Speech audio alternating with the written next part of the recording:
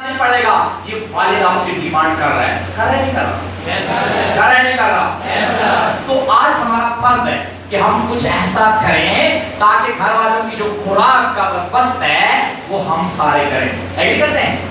Agri کرتے ہیں؟ پھر آپ ریٹائر ہوں گے، چاہے 50 سال میں ہوں 60 سال میں ہوں. میں نے تو بول دیا 40 سال میں ہو رہا ہوں. میں کیوں 40 سال میں ریٹائر ہو رہا ہوں بھائی؟ میں نے وقت پہ کام شروع کیا ہے.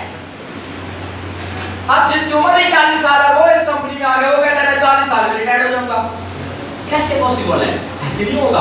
انڈرسٹینڈ؟ انڈرسٹینڈ؟ تو کم از کم آج سے اپروکسیمیٹلی 2020 تک مجھے اس کمپنی میں کم از کم 10 سے 11 سال ہو جائیں گے.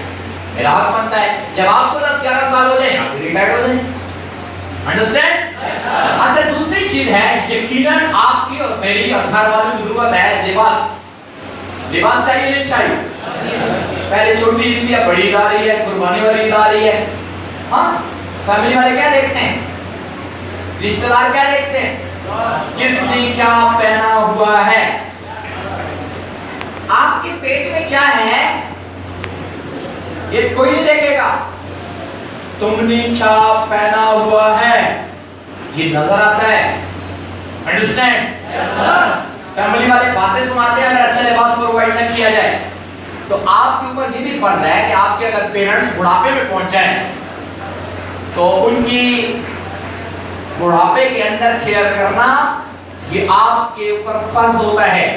حدیث مبارکہ ہے کہ اگر آپ کی پیرنٹس آپ کے سامنے بڑھاپے میں پہنچ جائیں آپ ان کی خدمت نہ کر کے جنت میں نہ جائیں تو یہ بدنصیبی اور بدبختی ہوتی ہے.